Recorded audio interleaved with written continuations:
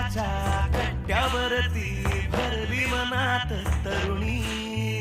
मित्र म्हणता छान आहे भावा आमची बहिणी. कॉलेजाच्या कट्ट्यावरती भरली मनात तरुणी.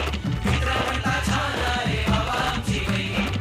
यारी आपली हाय अशी जशी चहा सोबत खारी. खट्टी मीठी है थोडी और थोडी दुनियादारी.